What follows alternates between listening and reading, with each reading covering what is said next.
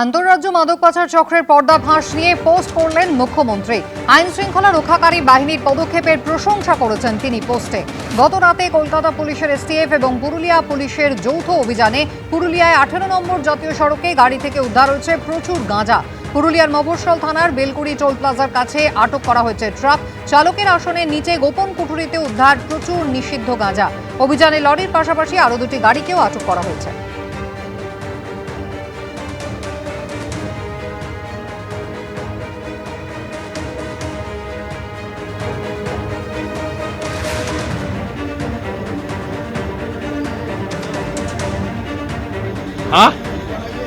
हाँ जा रहा है ऊपर जा रहा है।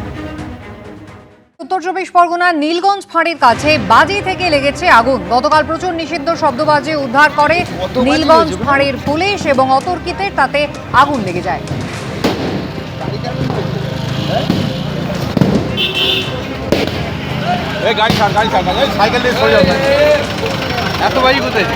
সমীরণ পাল আমাদের প্রতিনিধি রয়েছেন টেলিফোন লাইনে। সমীরণ, কোথা থেকে পুলিশ এই শব্দবাজি উদ্ধার করে, কিভাবে লাগলো আগুন?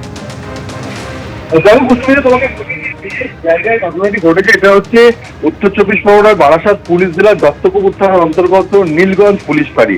আর এই নীলগঞ্জ পুলিশ ফাঁড়ির পুরো এলাকাটাতে প্রচুর ভাবে বেআইনি শব্দবাজি তৈরি হয় এবং তার জন্য পুলিশের পক্ষ থেকে লাগাতার তল্লাশি অভিযান চালানো হয় এবং এখানেই বিস্ফোরণ ঘটনা ঘটেছিল। এর আগে 2023 সালে 9 জনের মৃত্যু হয়েছিল এবং সেই ঘটনার পর থেকে লাগাতার পুলিশের পক্ষ থেকে তল্লাশি অভিযান চালানো হয় এবং গতকাল সন্ধ্যায় ঠিক একইভাবে নীলগঞ্জ পুলিশ ফাঁড়ি এলাকার বিস্তীর্ণ জায়গায় তল্লাশি চালিয়ে প্রচুর নিষিদ্ধ শব্দবাজি আটক করে নীলগঞ্জ ফাঁড়ির পুলিশ। এবং যেটা জানা যাচ্ছে পুলিশ সূত্রে, সেই সমস্ত নিষিদ্ধ শব্দবাজি এনে পুলিশ ক্যাম্পের কাছে অর্থাৎ ফাঁড়ির কাছে একটি জায়গায় জড়ো করে রাখা ছিল। আজ সকাল 6টা নাগাদ স্থানীয় বাসিন্দারা আচমকাই বিস্ফোরণের বিকট শব্দ শুনতে পান এবং তার পাশাপাশি গিয়ে দেখেন যে প্রচুর বাজি যেগুলো মজুত রাখা ছিল সেখানে আচমকাই আগুন লেগে গেছে। সেখানে বাজি ছিল এবং মনে করা হচ্ছে বারুদও থাকতে পারে। বিস্ফোরণের বিকট শব্দে এলাকার বাসিন্দারা আতঙ্কিত হয়ে পড়ে। খবর দেওয়া হয় দমকলকে। দমকলের 2টি ইঞ্জিন এসে পরিস্থিতি নিয়ন্ত্রণে আনে। এখন এই মুহূর্তে আগুন নিয়ন্ত্রণে, কিন্তু পুলিশ ফাঁড়ির সামনে প্রচুর পরিমাণে নিষিদ্ধ শব্দবাজি গতকাল উদ্ধার করে রাখা হয়েছিল। কিন্তু কি করে আগুন লাগলো সেই ঘটনা তদন্ত শুরু করেছে নীলগঞ্জ ফাঁড়ির পুলিশ। তবে প্রাথমিকভাবে মনে করা হচ্ছে যে মজুত রাখা এই সমস্ত উদ্ধার হওয়া মজুত করা যে নিষিদ্ধ শব্দবাজি, তাদের মধ্যে চকলেট বোমা ছিল। সেই চকলেট বোমা পেটেই এই বিস্ফোরণ। পুরো বিষয়টি খতিয়ে দেখছে পুলিশ। তবে আচমকায় বারাসাত ব্যারাকপুর রোডের ধারে নীলগঞ্জ পুলিশ ফাঁড়িতে সকালবেলা অগ্নিকাণ্ড এবং বিস্ফোরণের ঘটনা রীতিমতো চাঞ্চল্য ছড়িয়ে পড়ে। ধন্যবাদ সমীরণ। আমি ওখান থেকে দেখছি আগুন লেগেছে, তা আমি চিল্লাচিল্লি করছি।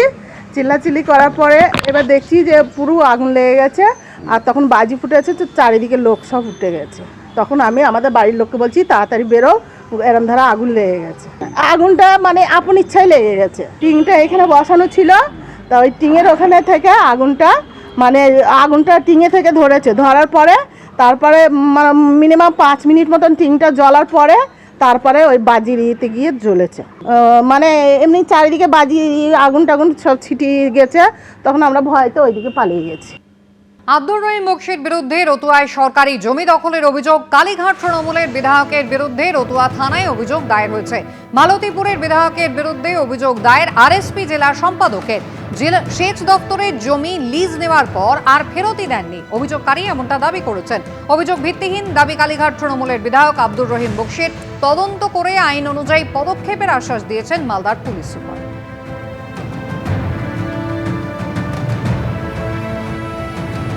ডিস্ট্রিক্ট ম্যাজিস্ট্রেটকে, সেচ দপ্তরের মন্ত্রী জুয়েল মুর্মুকে এবং আমাদের জেলার এসপিকে আমি লিখিতভাবে জানিয়েছি। এবং আমি গত 24 তারিখে আমি রতুয়া থানাতে আমি নিজে গিয়ে আমি আমার জিডি দাখিল করেছি, এফআইআর হয়েছে এবং আমি মামলাটা করার জন্য আমি বলেছি যে মামলা নয়, এখানে এই সেচ দপ্তরের সরকারি জমি যারা দখল করেছে তাদের বিরুদ্ধে, যারা জালিয়াতি করে দখল করেছে তাদের বিরুদ্ধে আইনানুগ ব্যবস্থা নেওয়া হোক। রহিম বক্সির বউ আয়েশা বিবি, তার 2 ছেলে রেজাউল করিম, সামিউল করিম, 4 জনের নামে দলিল হয়েছে। স্বর্ণানন্দ পান্ডে মহাশয় যে অভিযোগটা করেছেন সেটা সম্পূর্ণ ভিত্তিহীন। উনি না জেনে আমার বিরুদ্ধে, আমার পরিবারের বিরুদ্ধে একটা কমপ্লেন করেছেন। সরকারি জমি তা আমি এনজিও করেছি, ঘোর করেছি, ইত্যাদি ইত্যাদি। ওনার জানা উচিত যে এই সম্পত্তি আমার কাছে নেই। সে সম্পত্তি আমি লিজে গভর্নমেন্ট থেকে নিয়েছিলাম 2010-11 সালের দিকে, তার টাকাও দিয়েছিলাম। পরে এখন জমির যে মালিক, সে মালিক বলে যে সম্পত্তি আমার আছে, আমার কাছে রেকর্ড আছে। সেই মোতাবেক আমি সেই জমিটা 2011 সালেই গভর্নমেন্টকে আমি একটা চিঠি করি যে আপনি আমাকে লিজ দিয়েছেন, জমিটা আপনার কিনা আপনি আমাকে বলেন। গভর্নমেন্ট আমাকে কোনো উত্তর দেয়নি, সে কারণে তারপরে জমির মালিককে জমিটা আমি ছেড়ে দিয়েছি। খতিয়ে দেখার আশ্বাস দিয়েছেন মালদার পুলিশ সুপার। আমাদের জন্য প্রোফাইল অত ইম্পর্টেন্ট নেই, আমাদের জন্য আইনকে বজায় রাখার সবচেয়ে ইম্পর্টেন্ট আছে।